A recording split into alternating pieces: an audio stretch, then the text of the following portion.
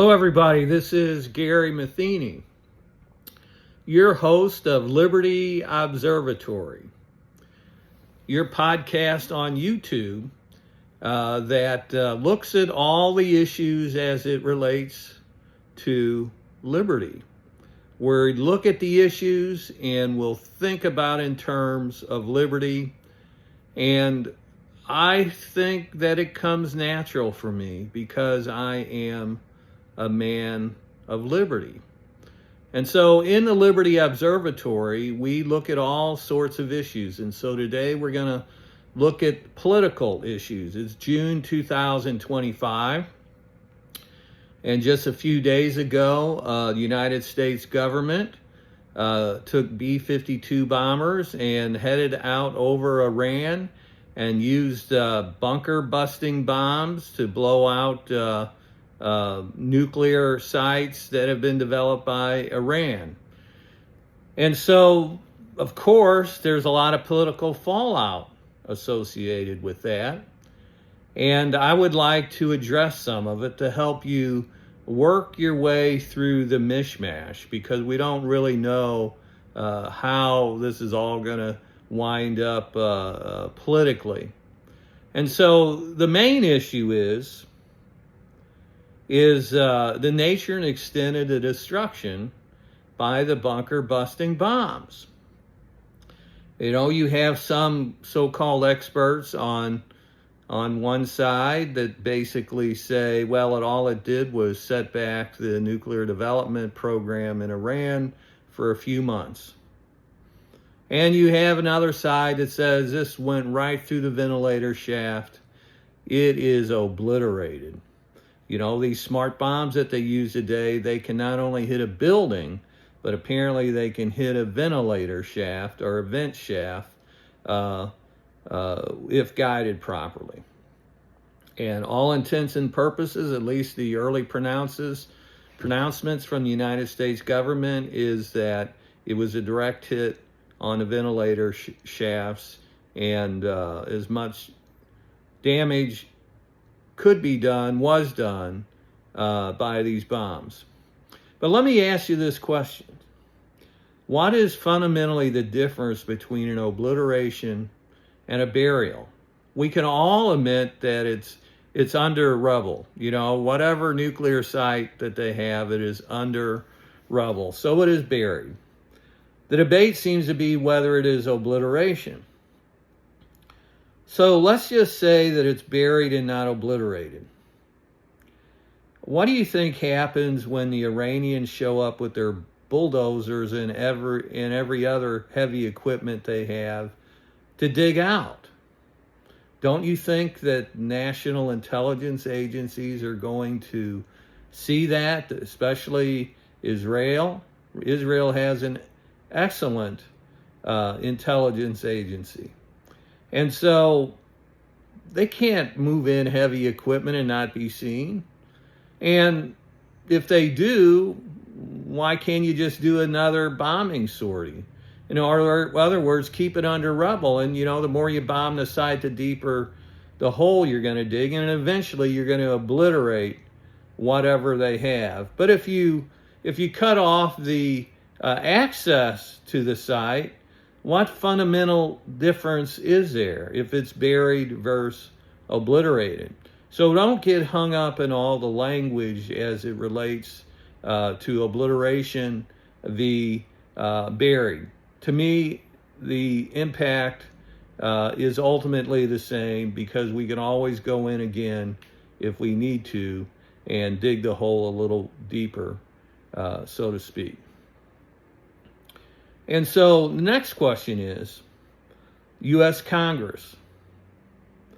The U.S. Congress has been upset. Just saw Charles Schumer speak this morning about basically not being told.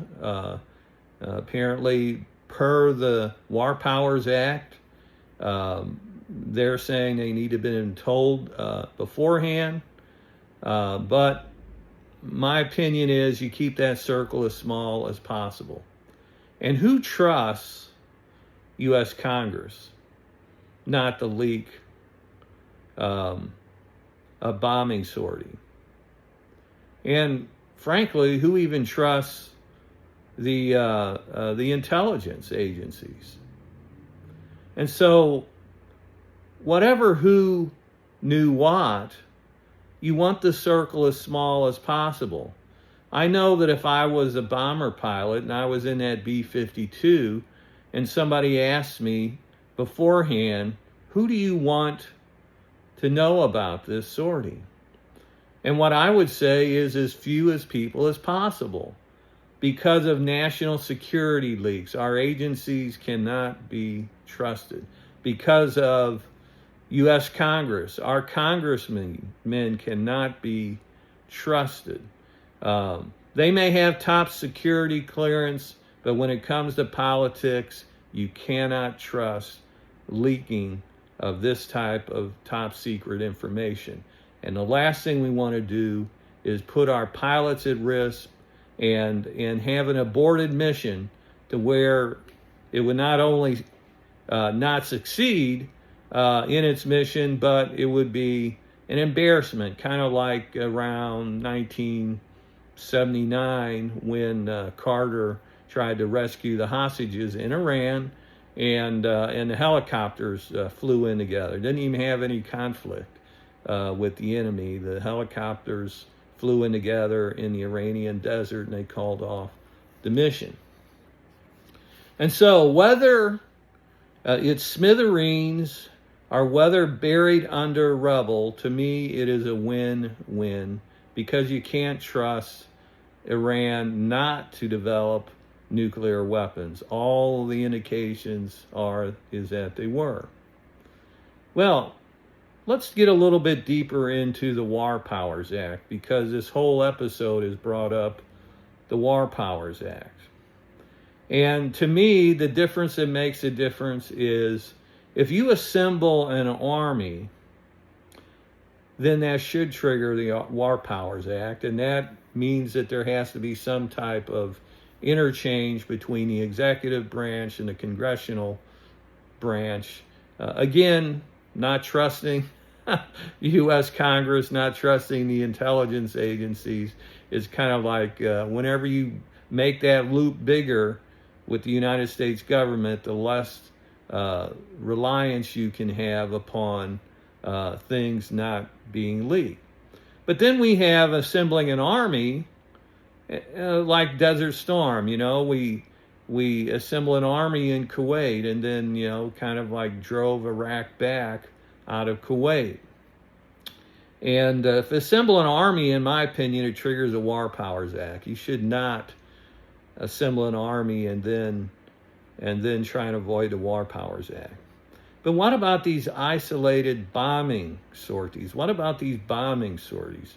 Well, does that trigger the War Powers Act? I guess it depends upon how prevalent the bombing sorties are. And so if you have an isolated or just a few, it's kind of like they're targeted, like blowing up this nuclear weapons site. If they're, indiscriminate, then should trigger the War Powers Act. But I was going through here because a lot of people are having a cow of these bombings. And I looked through the past presidents post-Kennedy. Johnson, Lyndon Baines Johnson, he was a big bomber. And we're just not talking about North Vietnam or isolated instances where the Viet Cong were in South Vietnam. We're talking about Cambodia, and according to my recollection, Laos. What about Richard Nixon? Same thing. If you take him at his word, he was trying to win peace with honor and help his negotiating stand at the peace talks in Paris. But he bombed. He just didn't bomb North Vietnam. He also bombed Cambodia. How about Carter? I wouldn't call him a bomber, but I don't know. Maybe my memory's not too good. How about let's go to Ronald Reagan? Who did Ronald Reagan bomb? I don't think Ronald Reagan was a huge bomber. I'm not saying he never bombed anybody. He actually, that disaster in Lebanon where our troops were bombed, our barracks were bombed, there was retribution associated with that. But I don't think he was a huge bomber. Bush 1. I do think he was a huge bomber. Look at Desert Storm, or some people call it the first Iraq War. And we're talking about lots and lots of bombs were had. In fact, I remember CNN had news reporters in a hotel in Iraq, could have been Baghdad, and they were basically talking about smart bombs, and that's when we were introduced to smart bombs, that smart bombs were awesome. And I don't necessarily mean that in a positive way, but they are awesome.